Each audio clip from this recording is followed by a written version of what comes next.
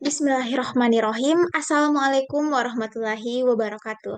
Halo teman-teman semua, perkenalkan saya Anissa Nurul dengan NIM 21040450024 dari jurusan Psikologi Pendidikan dan Bimbingan, Program Studi Bimbingan dan Konseling Universitas Negeri Makassar. Nah, di video kali ini saya akan menjelaskan hasil analisis saya setelah membagikan angket di SMP Telkom Makassar khususnya di kelas 8H. Nah, ini merupakan angket kebutuhan ataupun asesmen kebutuhan siswa SMP Telkom Makassar khususnya saya bagikan di kelas 8H. Ini merupakan jenis-jenis pertanyaan yang dimana saya telah membagikan angket berdasarkan kebutuhan di 4 bidang. Yang pertama yaitu bidang pribadi, yang kedua bidang sosial, dan yang ketiga yaitu bidang belajar, dan yang keempat yaitu di bidang karir. Nah, namun ini ada 30 responden ataupun 30 siswa-siswi di SMP Telkom Makassar yang telah mengisi angket yang telah saya bagikan. Ini nama-namanya, dan ini merupakan kelas yang dimana saya membagikan angket tersebut di kelas 8H. Selanjutnya, ini ada sekitar 19 orang perempuan dan 11 orang laki-laki di kelas 8H. Dan juga rata-rata umur dari siswa-siswi di SMP Telkom Makassar itu khususnya di kelas 8H sekitar 13 sampai 15 tahun. Dan juga ini asal sekolah mereka yang telah diisi, dan ini nomor yang telah diterapkan. Namun pada bidang pribadi, presentasi yang tertinggi yaitu jatuh di pertanyaan kedua, yaitu berperilaku sopan dan santun dalam kehidupan sehari-hari. Ada 22 orang siswa-siswi yang sangat membutuhkan materi layanan informasi tentang sopan dan santun dalam kehidupan sehari-hari. Dan ada 6 siswa-siswi cukup membutuhkannya atau cukup membutuhkan materi sopan santun ini, dan ada 2 orang yang kurang membutuhkan dari pertanyaan tersebut. Selanjutnya eh, di bidang ini di bidang sosial itu yang paling tinggi presentasinya itu mampu menyelesaikan konflik. Nah, ini ada sekitar 20 orang siswa-siswi yang sangat membutuhkan materi. Presentasinya itu 66,7%, dan ada sekitar 9 orang yang cukup membutuhkan materi tersebut, dan ada 1 orang yang kurang membutuhkan. Nah, selanjutnya di bidang belajar itu presentasi tertinggi ada pada ini, membuat peta pemikiran mind mapping untuk meningkatkan prestasi. Nah, dalam materi ini ada sekitar 17 orang yang sangat membutuhkan materi tersebut, dan presentasi itu sekitar 56-7%, dan ada 9 orang yang cukup membutuhkan, dan ada 4 orang yang kurang membutuhkan materi tersebut. Dan selanjutnya di bidang karir. Nah, ini terkait bakat minat, ini merupakan presentasi tertinggi. Ada 18 orang yang menjawab sangat membutuhkan, dan 11 orang yang cukup membutuhkan, sedangkan pada kurang membutuhkan itu ada 1 orang. Jadi, total keseluruhan yang paling dibutuhkan layanan informasi diberikan kepada siswa-siswi di SMP Telkom Makassar yaitu ada pada bidang pribadi, khususnya pada berperilaku sopan dan santun dalam kehidupan sehari-hari karena seperti yang kita lihat sendiri ada sekitar 22 siswa yang persentasenya itu paling tinggi 73,3%. Jadi di sini saya akan menjelaskan terkait materi sopan santun dalam kehidupan sehari-hari dan ini merupakan layanan informasi untuk adik-adik yang ada di SMP Telkom Makassar dan juga untuk adik-adik yang akan menonton video ini. Mungkin saya langsung menayangkan video ataupun materi layanan tersebut. Nah, ini merupakan sekolah di mana saya telah membagikan angket ataupun eh, hasil asesmen yang telah diisi oleh adik-adik dari SMP Telkom Makassar. Selanjutnya, kita akan memasuki materi berperilaku sopan santun dalam kehidupan sehari-hari. Ini merupakan bentuk layanan informasi yang akan kakak berikan kepada adik-adik semua. Kita langsung saja, sopan santun. Nah, di sini sopan santun itu adalah sikap ramah yang diperlihatkan pada beberapa orang yang dihadapannya dengan maksud untuk menghormati serta menghargai orang tua hingga membuat kondisi yang nyaman serta penuh keharmonisan di dalamnya.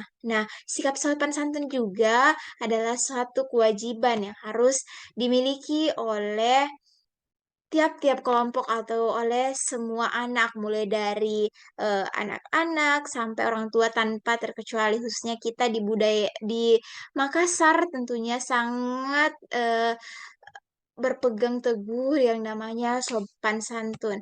Selanjutnya, aspek-aspek perilaku sopan santun. Yang pertama yang akan kita bahas yaitu terkait tata krama bergaul dengan orang tua. Nah, adapun sikap sopan santun dan lemah lembut terhadap kedua orang tua itu antara lain yang pertama, tidak berkata kasar atau membentak terhadap orang tua. Jadi kita sebagai anak itu tidak boleh berkata kasar kepada orang tua atau tidak boleh bahkan tidak boleh membentak kedua orang tua. Dan yang kedua itu kita harus senantiasa berbuat baik kepada orang tua dan tidak menyakiti hati kedua orang tua kita. Dan yang ketiga, kita harus tunduk dan patuh kepada orang tua. Jadi, maksudnya di sini apapun yang disampaikan kepada orang tua, apapun yang diperintahkan kepada orang tua, kita harus laksanakan selama apa yang diperintahkan itu memang benar berbentuk kebaikan atau berdampak positif bagi kita. Selanjutnya, yang keempat,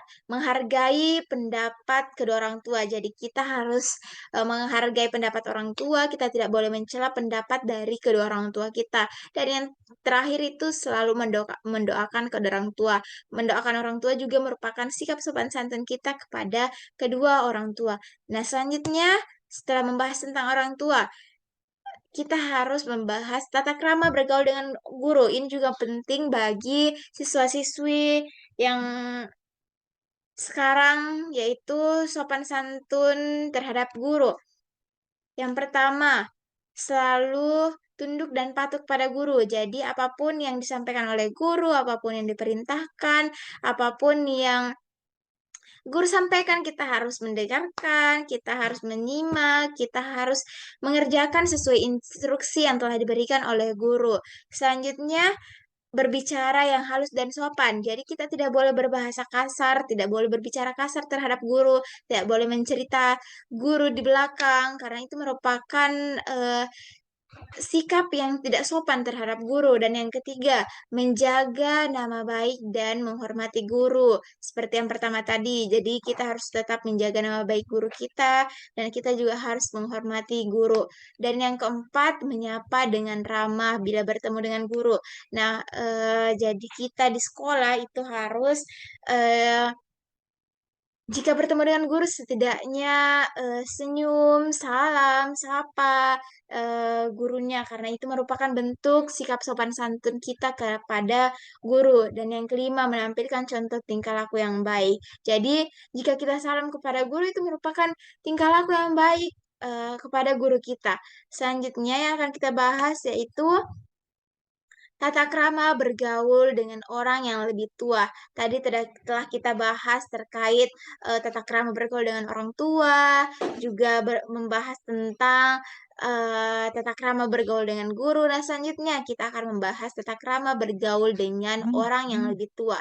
Nah, sikap sopan santun terhadap orang yang lebih tua itu, yang pertama bersikap hormat, kepada orang tua agar terjalin hubungan yang harmonis. Jadi kita kepada orang yang lebih tua itu harus, menghormatinya, harus menjalin hubungan yang harmonis dan juga menyapa dengan sopan dan ramah. Mungkin ini sudah jelas. Dan yang ketiga itu saling menghargai pendapat. Jadi kita tidak boleh, eee, me apa, kita tidak boleh mencela pendapat orang lain. Kita harus saling menghormati, saling menghargai pendapat, harus menerima pendapat orang lain. Dan yang keempat itu saling sama yang ketiga juga saling menghargai pendapat, mungkin ini double. Selanjutnya, tata krama bergaul dengan orang yang lebih muda. Tadi kita sudah bahas yang lebih tua dan ternyata juga ada sikap sopan santun yang harus adik-adik ketahui untuk orang yang lebih muda. Tidak hanya ke orang yang lebih tua kita harus bersikap sopan santun, namun juga ke orang yang lebih muda. Yang pertama, bersikap sayang kepada orang yang lebih muda. Yang kedua, memberi contoh teladan yang baik dan memberi motivasi bagi adik-adiknya. Jadi kita sebagai orang yang lebih tua, ke orang yang lebih muda itu harus memberikan contoh teladan, harus memberikan contoh yang lebih baik agar bisa dapat memotivasi adik-adik, seperti itu. Selanjutnya, menghargai pendapat. Ini juga penting untuk adik-adik ketahui bahwa, eee, kita walaupun orangnya lebih muda, kita harus tetap menghargai pendapat orang tersebut. Dan yang keempat itu tidak bersikap otoriter. Selanjutnya, tata krama bergaul dengan teman sebaya. Nah, mungkin ini penting bagi adik-adik, khususnya di kelas 8H. Nah, ini sikap sopan santun terhadap teman sebaya yang pertama dilakukan yaitu memberi dan menerima nasihat satu sama lain. Jadi kita, dengan teman sebaya harus saling, menerima nasihat ataupun teguran-teguran yang telah diberikan oleh mungkin temannya. Selanjutnya yang kedua, menolong apabila temannya yang mendapatkan kesulitan. Di sini maksudnya kita harus menolong sesama. Misalnya teman kita mendapatkan masalah, kita harus, menolongnya, mendapatkan kesulitan, mungkin, dia tidak mempunyai pulpen kah, buku, ataupun ada masalah-masalah lain di dalamnya. Selanjutnya yang ketiga, memaafkan satu sama lain apabila ada yang berbuat kesalahan. Jadi, ini tidak berlaku di teman sebaya saja ya, namun semuanya. Apabila ada yang berbuat kesalahan, setidaknya kita harus saling memaafkan. Nah, yang keempat, tidak mencari-cari kesalahan. Jadi, kita sesama teman sebaya itu tidak boleh saling, mencari kesalahan satu sama lain karena kita merupakan, teman. Selanjutnya, tidak saling mengejek dan menghina satu dengan yang lainnya. Nah, selanjutnya belajar dan berperilaku sopan dan santun. Ini merupakan cara-cara yang harus kita lakukan agar, kita bisa berperilaku sopan dan santun, khususnya di sekolah ataupun di luar. Yang pertama, kita harus selalu senyum. Senyum itu menunjukkan kita, hormat kepada orang, kita santun, kita sopan kepada orang tersebut, kita menghargai orang tersebut. Kita harus sapa dia, salam, jika diperlukan, dan sopan serta santun kepada orang lain, seperti itu. Dan selanjutnya patuh terhadap orang tua, mungkin tadi ini sudah saya jelaskan di awal, kita harus patuh kepada orang tua, mendengarkan apa yang disampaikan orang tua, melakukan apa yang diperintahkan orang tua, itu merupakan sikap patuh kita terhadap orang tua. Dan yang ketiga yaitu hormat kepada guru, menghormati saudara, dan menghormati sesama. Dan seperti yang saya tadi katakan bahwa kita harus, hormat kepada guru, menghormati saudara yang lebih tua, bahkan menghormati sesama. Dan yang keempat, itu cinta tanah air, mungkin ini juga sama. Dan yang kelima, iman dan takwa. Jadi ini merupakan, bentuk sopan santun kita terhadap iman dan takwa kita pada agama kita. Jadi teman-teman juga harus berperilaku sopan dan santun dalam hal tersebut. Dan yang keenam itu menghargai kedudukan setiap insan. Jadi kita harus saling menghargai kedudukan satu sama lain. Tidak ada yang lebih tinggi dan tidak ada yang lebih rendah. Terima kasih. Eh,